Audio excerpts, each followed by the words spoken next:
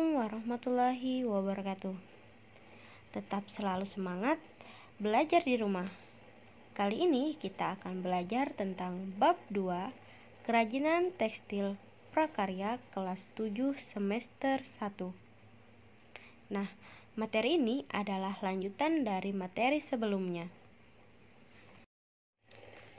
Proses produksi kerajinan tekstil. Pada semester pertama ini, kita akan mempelajari produk kerajinan tekstil yang memiliki fungsi hias dan fungsi pakai, baik yang dilakukan dengan cara menghias permukaan kain ataupun tekstur. Kerajinan tekstil sebagai fungsi hias dibuat dengan tujuan sebagai berikut. Yang pertama, untuk memenuhi kebutuhan. Perajin telah mempertimbangkan tujuan dari pembuatan produk kerajinan tekstil, fungsinya hias yaitu untuk menghias, sementara produk kerajinan tekstil fungsinya pakai digunakan sesuai kebutuhan. Contohnya, hiasan dinding, fasien, aksesoris, dan elemen estetis interior. Yang kedua adalah kerajinan tekstil hias pengembangan. Kerajinan tekstil dengan fungsi hias dapat pula dibuat dengan memodifikasi bahan dan teknik. Para perajin terkadang membuat inovasi pada produk kerajinan mereka yang dinilai telah usang atau membosankan.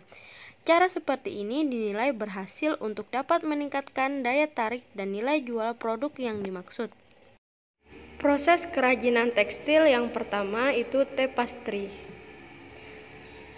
Para ahli teknologi menyatakan bahwa kegiatan menenun sudah ada sejak 500 sebelum Masehi, terutama di daerah Mesopotamia dan Mesir. Selanjutnya menyebar ke Eropa dan Asia, terutama India, Turki, dan Cina. Menenun bagi orang Indonesia merupakan suatu perwujudan upacara yang dimulai dari tahapan kerja yang jelas, tata tertib yang harus dipenuhi, dan menjelma menjadi suatu kebiasaan. Nah, bahan pembuatan hiasan tapestry yang pertama, benang tipis untuk lungsi, dan yang kedua, benang tebal untuk pekan. Adapun alat pembuatan hiasan tapestry yang pertama, kayu spandram yang diberi paku untuk benang lungsi, kedua, batang kayu. Adapun proses pembuatan tapestry di sini ada gambar tapestry sederhana. Yang pertama, pembuatan lungsi pada pemindangan tenun. Kedua, memasukkan benang pakan pada lungsi. Ketiga, mengganti warna pakan sesuai motif yang diinginkan. Keempat, jika ingin menggunakan teknik ria, caranya seperti gambar nomor 4. Yang kelima, hiasan tenun serat hasil jadi setelah dilepas dari pemindangan. Dan yang keenam, hiasan tenun serat bentuk lain. Nah, yang kedua kita akan membahas tentang batik. Sejak masa lalu, Indonesia telah menggunakan produk batik sebagai alat memenuhi kebutuhan hidup sehari-hari, mulai dari pakaian hingga kebutuhan ritual budaya. Berdasarkan wilayah penyebaran motif pada kain batik dan dilihat juga dari periode perkembangan batik di Indonesia, batik dapat dibagi menjadi dua, yaitu batik pedalaman atau sering disebut dengan klasik dan batik pesisir. Nah, batik pedalaman atau klasik. Batik pedalaman adalah pengkategorian batik yang berkembang di masa lalu. Dan batik pesisir. Batik pesisir adalah batik yang berkembang di masyarakat yang tinggal di luar benteng keraton sebagai akibat dari pengaruh budaya daerah di luar Pulau Jawa. Bahan produk batik. Yang pertama, kain putih. Kain katun putih yang biasa digunakan adalah kain primissima, kain prima, kain marses, kain sutra, dan kain dobi. Kain katun lebih mudah menyerap zat warna dengan baik dibanding jenis polister. Nah, yang kedua, malam atau lilin. Lilin yang biasa disebut malam ialah bahan yang dipergunakan untuk membatik. Sebelum digunakan, lilin atau malam harus dicairkan terlebih dahulu dengan cara dipanaskan di atas kompor. Nah, yang ketiga adalah zat pewarna batik. Pewarna batik terdapat dua jenis, yaitu pewarna sintetis dan pewarna alami. Pewarna sintetis berbentuk bubuk, menggunakannya harus dilarutkan air terlebih dahulu. Pewarna sintetis untuk batik terdiri dari naphtol, indigosol, reaktif, dan frozen. Sedangkan pewarna alami berbentuk padat yang direbus dalam beberapa jam hingga menghasilkan ekstrak zat warna alami. Pewarna alam diantaranya kayu seceng, kulit manggis, daun indigo, dan jalawe.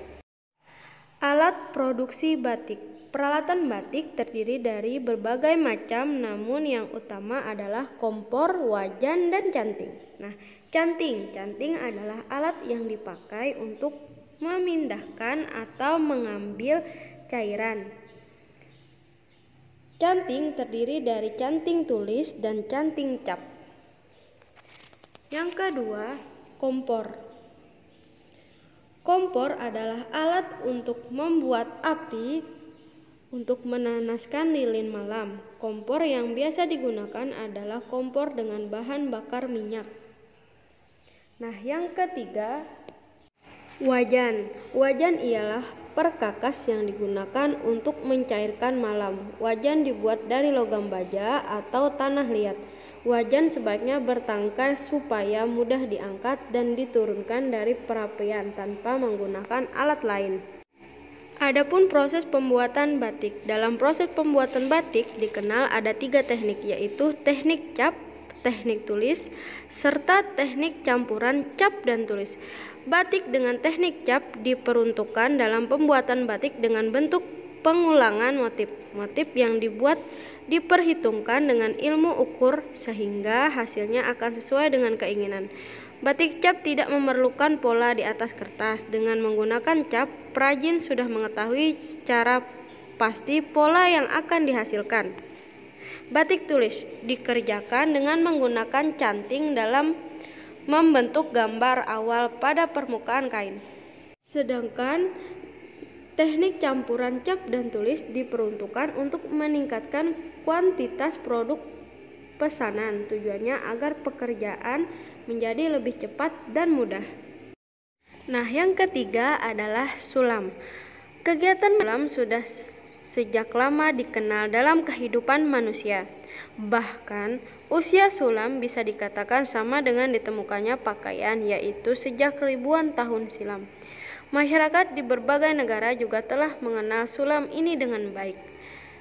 Nah, beberapa jenis sulam yang berkembang kini sebagai berikut. Yang pertama, sulam kepala peniti.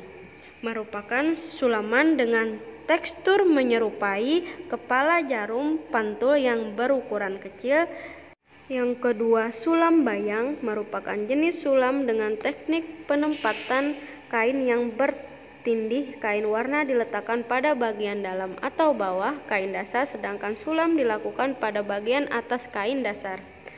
Yang ketiga, sulam renda baku merupakan jenis sulam yang dimiliki fungsi sebagai renda baju atau taplak dan lainnya.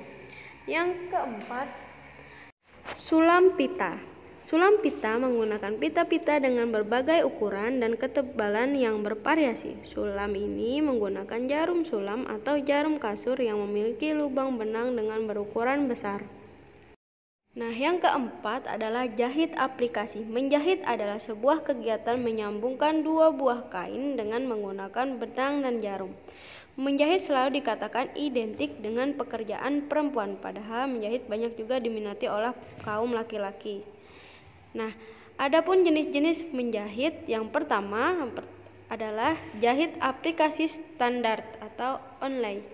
Yang kedua, jahit aplikasi pada potongan sisip inlay.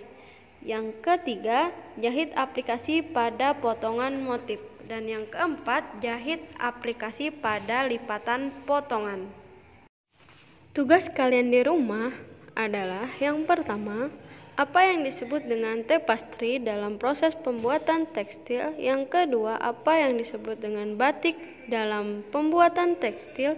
Yang ketiga, apa yang disebut dengan sulam dalam pembuatan tekstil. Dan yang keempat, apa yang disebut dengan jahit aplikasi dalam pembuatan tekstil.